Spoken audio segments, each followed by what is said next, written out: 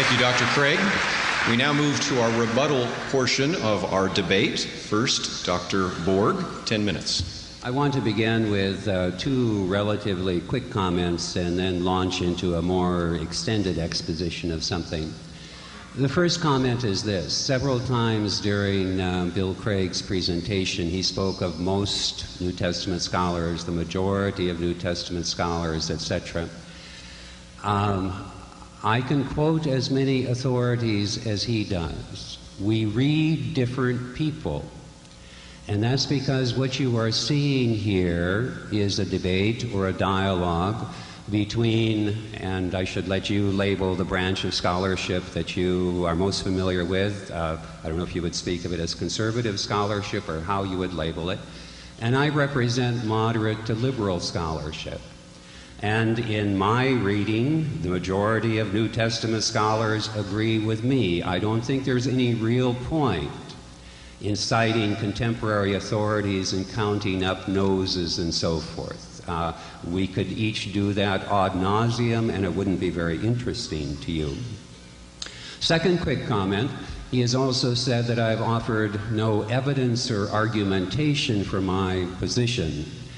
And I simply want to note that we have tightly constrained time limits. And for me, for example, right now, to try to respond to his points one by one with any degree of analysis would be absolutely impossible in 10 minutes. So too would a mustering of all the reasons for seeing the Gospels as I see them. We are dealing with two different paradigms for seeing the Gospels, and that's what the big difference is here. Okay? Now to move to the more extended exposition.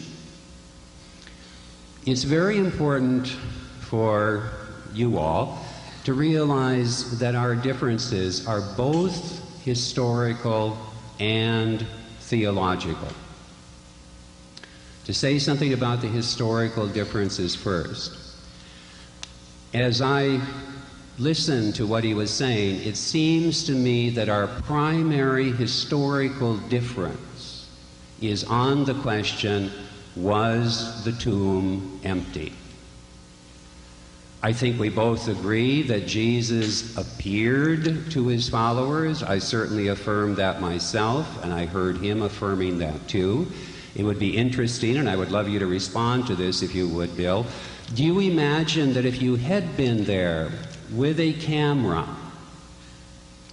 that you could have gotten photographs of Jesus appearing to Mary Magdalene, or Jesus appearing in the upper room to Thomas and the rest of the disciples and so forth?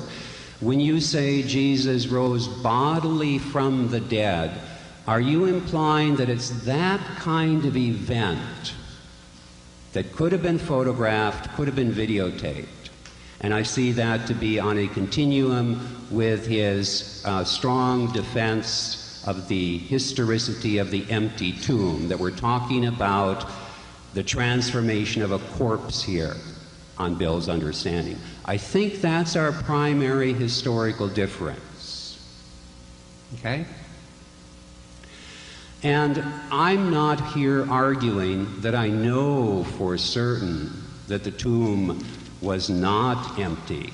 I have no interest in trying to prove that the tomb was not empty. My point is the more subtle but important one, that as I see things, whether or not the tomb was empty is irrelevant to the truth of Easter. And then I would go on to say, I think affirming that the tomb was empty and that the cause of that is a supernatural intervention by God that transformed the corpse of Jesus in a way that has never happened anywhere else or to anybody else. I think that affirmation does create problems.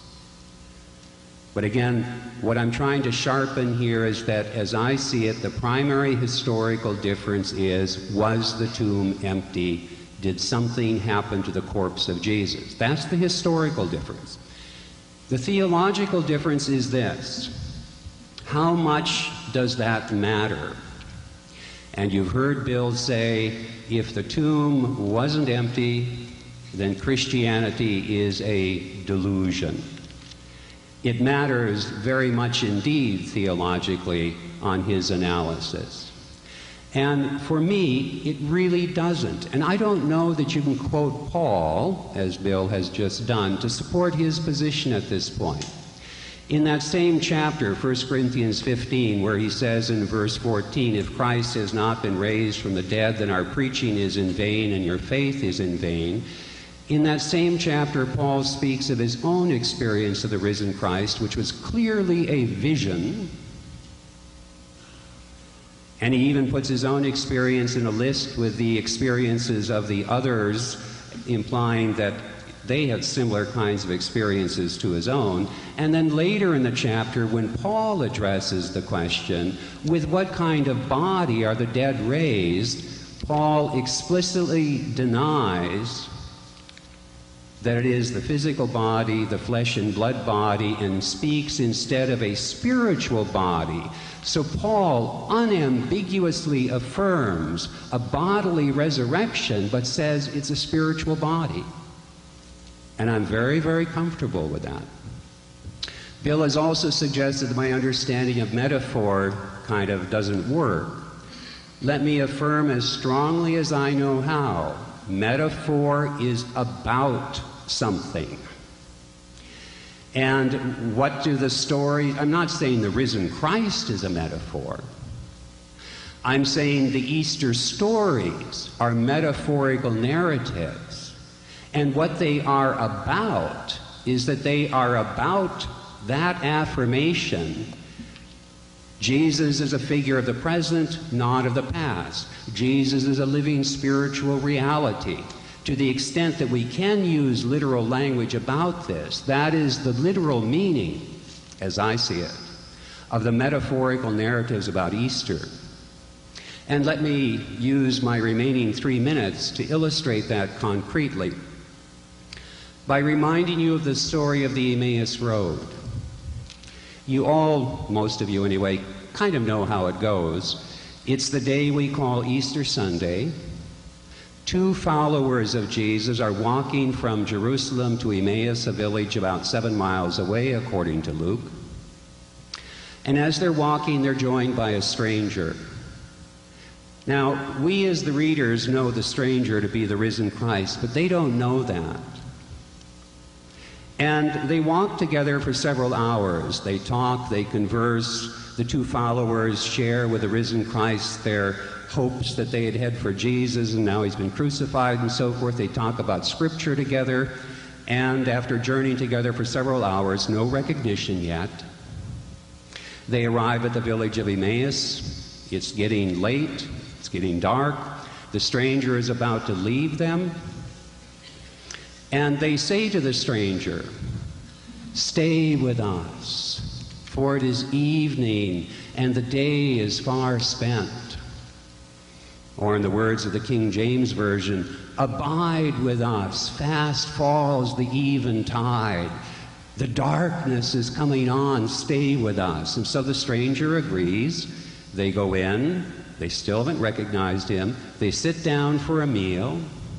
The stranger takes bread, blesses it, and breaks it. And then we are told their eyes were opened and they recognized him in the breaking of the bread. And then you know what happens. He vanishes from their sight. Now, if you had had a video cam, do you think if you had been there, you could have photographed the 3 of them traveling together, recorded the conversation and so forth? You only have to ask that question, I think, to begin to wonder, maybe it's not that kind of story. Maybe it's a metaphorical narrative, a symbolic story. And the truth of that story, I would say, is this. The risen Christ journeys with us, whether we know it or not, believe it or not, realize it or not, and yet there are those moments of recognition.